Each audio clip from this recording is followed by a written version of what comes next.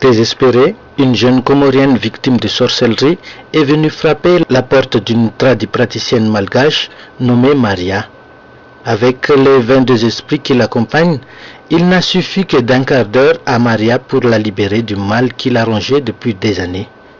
Ce qui est étonnant, d'après le témoignage de la jeune femme, le sort qu'on lui a jeté s'est transformé en serpent d'une 50aine de centimètres et est sorti de son vagin après être banni de son corps par Maria. Izy iny mpanomboka tamin'ny 2007 izy iny narary. De efa tonga tany Moily reo, tonga tany Anjoin, tonga tao lafa hoe mpitsabo rehetrarehetra tao Grande Comore tsisy nandehanan'izy ireo, tonga teto koa izy a. Fa raha vao nitsapana fotsiny izy ka hoe nidoviko indray mandeha vao nitsapana, zavatra tena tsy inona nefa zavatra misy ny zavatra taminazy satria any amin'ny mahavehivavy anazy mihitsy ny voana bibilava. Bibilava.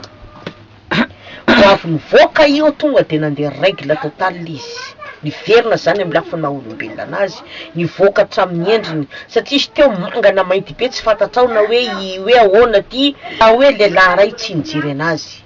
2005 jusqu'à zao. Après 15 minutes na 10 minutes nitsaboko anazy nisy lehilahy niantso amin'ny telefoniny. Olona fa mahafantatra anazy hatramin'izay nitapy-tonatona tany amin'ny tanana hoe mitady eniana za mitady eniana. Le olona any fianakaviana nomena azy numéro atao mariage izy zao amin'ny volana Desambra. Zaho anefa zany raha mahita an'le izy ihany koa na de teo le aretina maro nahazo anazy misy zavatra mipetraka izy de izy nataoko fomba tanteraka izy. Ka le zavatra aminazy zany anankiroa mivoaka, de anankiray avy eo Majunga, de ny anankiray moa tonga de Silamo.